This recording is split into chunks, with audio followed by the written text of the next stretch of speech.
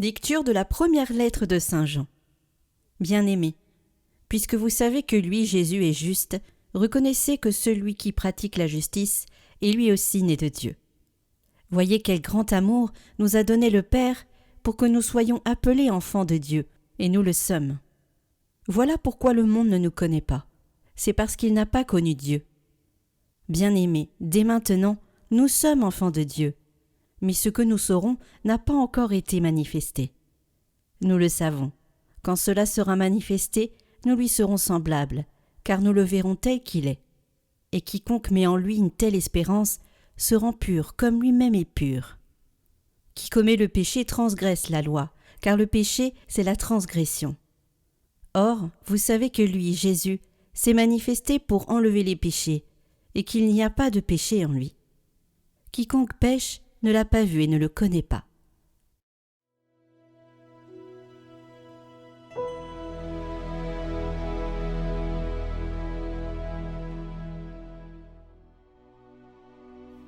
La terre tout entière a vu le salut de notre Dieu. Chantez au Seigneur un chant nouveau, car il a fait des merveilles. Par son bras très saint, par sa main puissante, il s'est assuré la victoire. La terre tout entière a vu la victoire de notre Dieu. Acclamez le Seigneur terre entière, sonnez, chantez, jouez. Jouez pour le Seigneur sur la cithare et tous les instruments. Au son de la trompette et du cor, acclamez votre roi le Seigneur.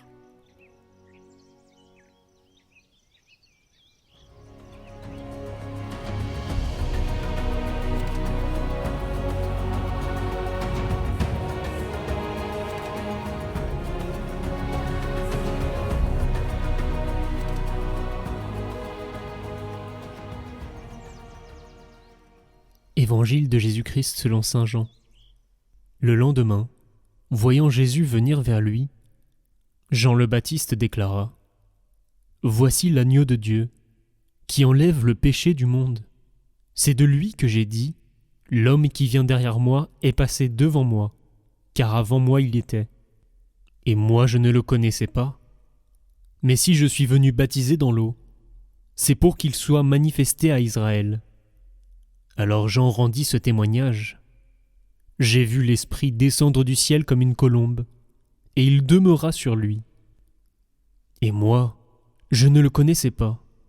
Mais celui qui m'a envoyé baptiser dans l'eau m'a dit : celui sur qui tu verras l'Esprit descendre et demeurer, celui-là baptise dans l'Esprit Saint. Moi, j'ai vu, et je rends témoignage. C'est lui le Fils de Dieu.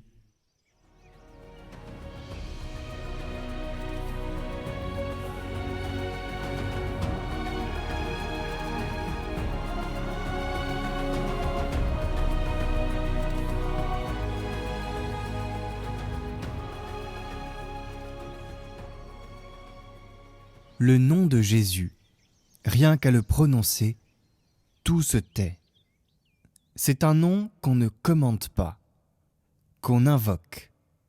Un nom qui traverse la poussière, les cris, la honte, et dépose une paix qu'aucune parole ne peut donner. Quand Jean-Baptiste le voit venir et dit « Voici l'agneau de Dieu », ce n'est pas une phrase, c'est un tremblement subtil. Dans ce regard, le ciel s'ouvre et la terre respire. Jésus ne discute pas, il avance. Il prend la place des coupables.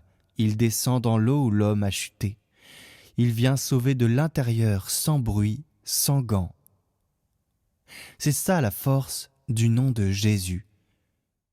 Il entre là où plus rien ne veut entrer, dans la salissure, la honte, la peur. Il ne recule pas. Ce nom, tu peux le crier dans la rue ou le murmurer dans ta chambre. Il agit. Il ouvre une brèche. Il met du ciel dans ta poitrine. Et saint Jean ose dire : nous sommes enfants de Dieu.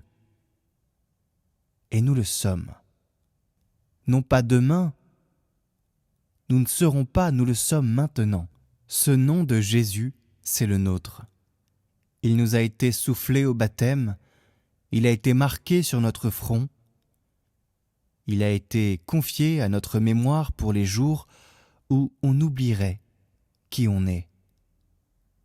Quand tout s'effondre, quand les mots ne suffisent plus, il reste ce nom, Jésus.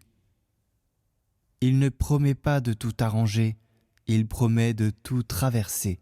Il est la main dans le noir, le souffle au creux de la peur, il est la tendresse qui ne s'éteint pas.